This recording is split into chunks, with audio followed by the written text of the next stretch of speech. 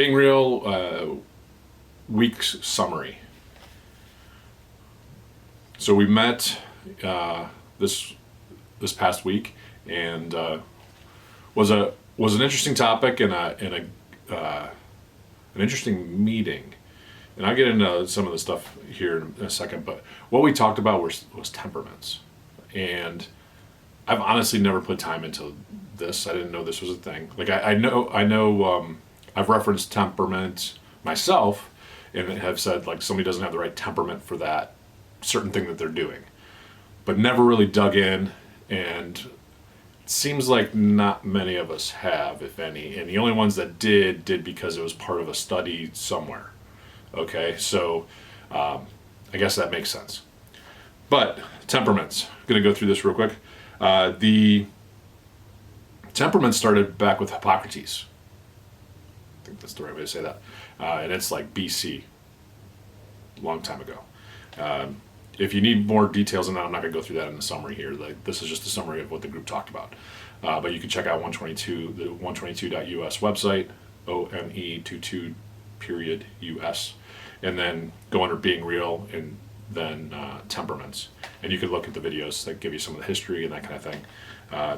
I really try to find quick hit videos so people don't have to spend a lot of time to get up to date. That's kind of the whole thing, is we try to take complicated things and simplify them so that we can understand them and apply them. Anyway, so there are 4 different temperaments. I don't know if I'm saying it right because it's choleric or choleric, melancholic, sanguine, and phlegmatic. The way that started, and I'll just do this real quick. The way it started is Hippocrates referenced it.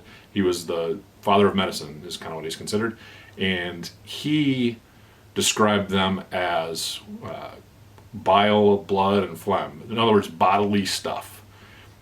And it's when you hear that, you're just like, oh, that's weird. And then when you get into like the yellow bile is actually the red color, represented by the red color. We watched some videos. Kind of confused a bunch of people as we watched the videos because the videos express things differently. And then when we went to look at reference material like charts and things like that, they also displayed things a bit differently. So it got a little confusing.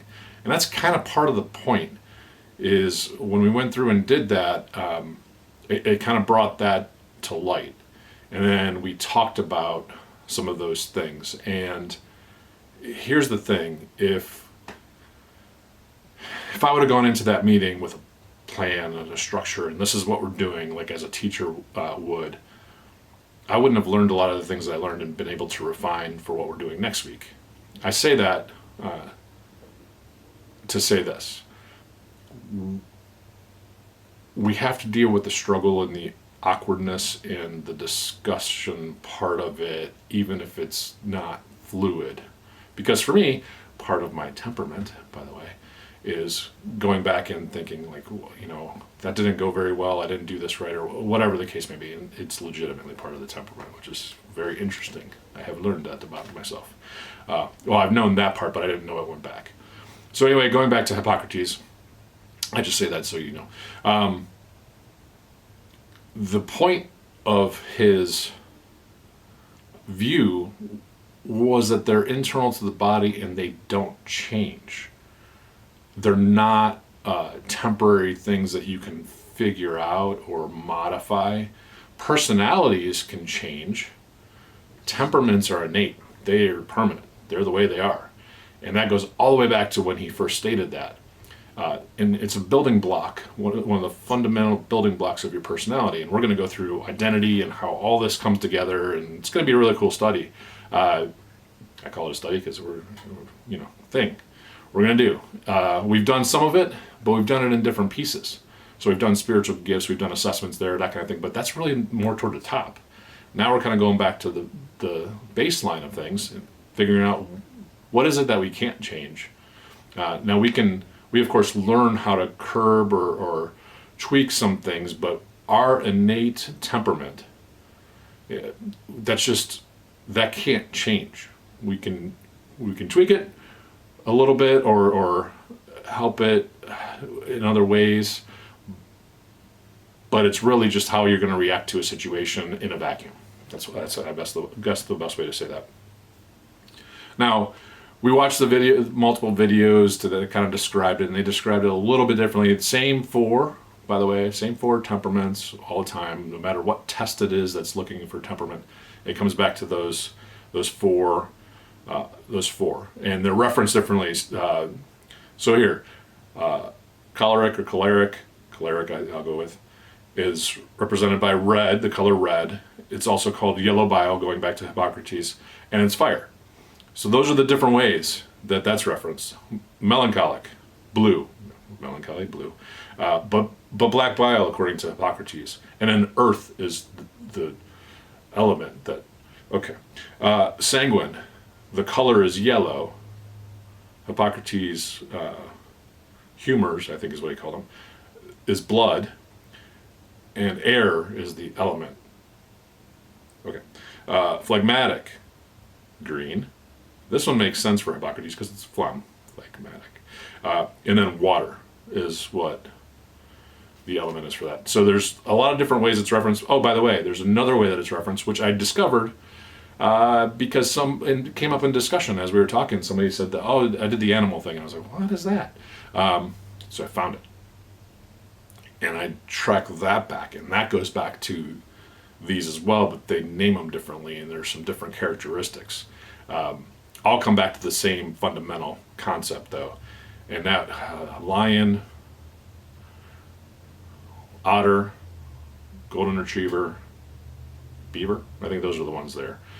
But anyway, a lot of different ways to reference the same thing. So last week the discussion was a bit confusing. There's a lot of stuff like that, but that's because it is confusing, because there's so much stuff out there that's confusing. So this week we're going to focus on simplifying all that down, taking some quizzes and tests, and quick ones. I found some quick ones that we're going to do, and we're going to not only do one, we're going to do a few, and just kind of make sure they kind of match up, or they see what the commonalities are. Because if you just take one, you have that same issue of it's kind of interpreted differently, and I've done this a few times now.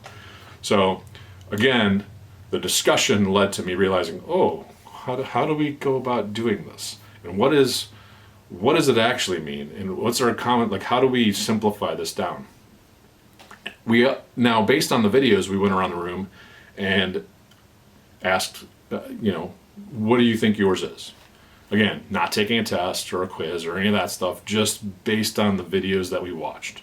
And there's a bunch of short ones, but you should connect with one of them. Usually that's what happens. So I'm not going to go into like whose is what or any of that stuff, but we had phlegmatic, sanguine, melancholic, and choleric to some extent as well. But pretty much every temperament in the room, which is really cool because that'll give us an opportunity to as we move forward, do some stuff, figure out, help each other out with it in a group environment. So that's really what I'm looking forward to as we move on. And by the way, you can't cover temperaments in a week because you're not really doing justice to it, especially if you don't even know what they are when you walk in the door. So the other part of this is being real. The format is listening, sharing, seeking, applying. That's kind of the rule. And we've gotten away from some of that. Sometimes it's because of the topic, and sometimes it's because it's how it goes. But we've done the discussion, we've shared, we've listened, we've shared. Now we're seeking. We've done a little bit of that biblically, but I've done some of that as far as like finding resources and what this all means. The group will do a little bit of that as well. And then we're going to focus on the application side. So the seeking and the application side is going to be the next meeting. We're sticking to that. It's kind of been a fundamental thing from the beginning, and it really works when you follow it. It's also part of my temperament, I found. Okay, so we went through and we had those discussions and kind of went around, and then some of the questions that came up. Why are we talking about this? Good question. We want to learn how to relate to others. We also want to learn how it shapes our lives and our decisions and things like that. Gives us insight to ourselves and others. Kind of a big deal. Okay, so what from a Christian or biblical angle? It's interesting because we talked about some of the people in Scripture and tried to apply, what we thought they were as far as temperament goes. And one of the things that you discover is the people that we have a better gauge of, or an idea of what their temperament is, are the people that we know more about. Right? So when you go to like somebody that's got a few lines in Scripture, you're really stretching it to figure out a temperament there. That's not. But when you look at Paul, well, why is Paul pretty easy to figure out a temperament of? We have a lot of information on him. Not only that, we have his own writings in letters. So that's a personality is kind of in those letters. Peter, similar stuff. So we know more about them, so we have an understanding, and that applies to life as well. Pretty cool.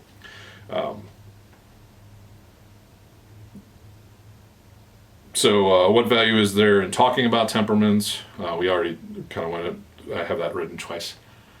The question might have come up twice. We're just discussing stuff. It's 2 hours long. It probably came up and was asked a different way, but I'm trying to write this down as they're coming up with questions, and it's hard to do that unless. Anyway, forgive me. So it's God-given and innate. Oh, this is how we kind of summarized it to make sure we were all on the same page or as close. God-given innate, understanding others better. Temperaments can be the actual reason for issues and not theology. Interesting. Or not opinions, or not stuff like that. Also brought up in there that temperaments can actually impact what church or religion, whatever you want to call it, faith, you are part of. And it's kind of interesting seeing some of the reactions. But one of the things that I said, and I'll just use me, I would not feel comfortable in and we came up with, it's charismatic or, a Pentecostal church. And that doesn't mean there's anything wrong with that. Let's be very clear. It just doesn't fit my personality. I'm an introvert. I'm not going to, the dancing and the very, I don't know what you want to call it, but that just would be a counterintuitive for me to do that, and kind of forcing me into something like that would only push me away. And at the same time, somebody that's outgoing and that sort of thing, maybe not a good fit for a ritualistic environment. Maybe that's one of the reasons we have so many different ways to get to the same place. Not ways, sorry. So many different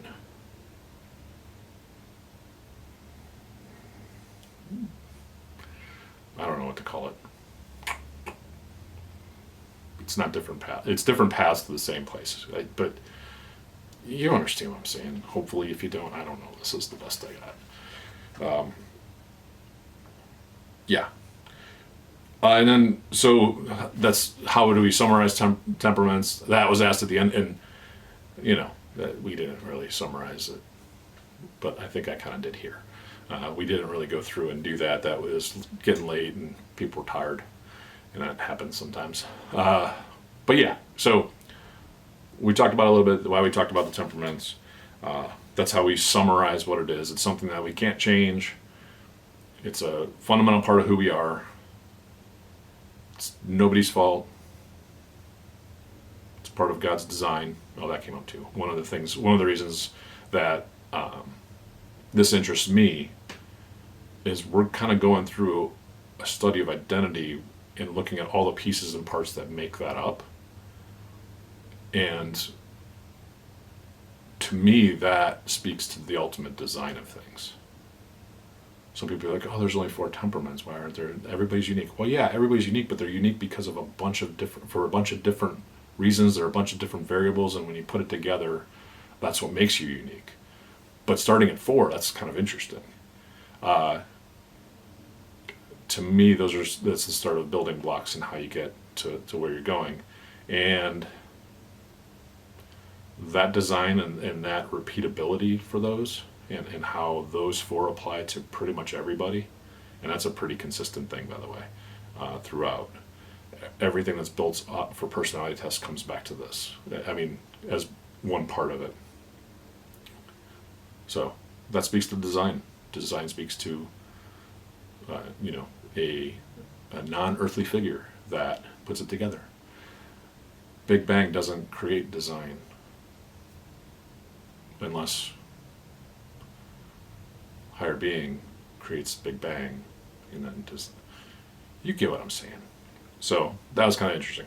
So here's the thing. Going into next week, we are going to go through, I mentioned this earlier, but we're going to go through, take the tests, see if what we thought was correct in our open discussion and as we watched the videos and did more of that. So we're going to spend time in group to take written tests initially, and then we're going to talk about that, and then we're going to look at why it matters specifically to those people. You know, why, and we're going to go through each of the different temperaments and what the characteristics of those are, kind of a combined scenario, not just using one source, but kind of combining all that. And then we're going to talk, you know, figure out how, if you're a certain temperament, how you interact with somebody else, and you know, how do you interact with your kids. And that's when we really get into the nitty gritty, understanding who we are, a part of who we are, I should say, that is not changeable, and a part of who others are that's not changeable. And I think as we learn that, and if we really let that sink in, it's going to help us with our interactions. And that's when it gets really enlightening on this journey of discovery, which is what we're doing. So if you want to check out any of the videos we watched, or just kind of get a really quick idea of what temperaments are, and then be able to go take tests and the tests that we take and things like that, make sure you check out 122.us. You go to Being Real, and then you look at the temperaments page, and that will be where the resources are, and then you can do this for yourself. Thanks for watching. Keep being real.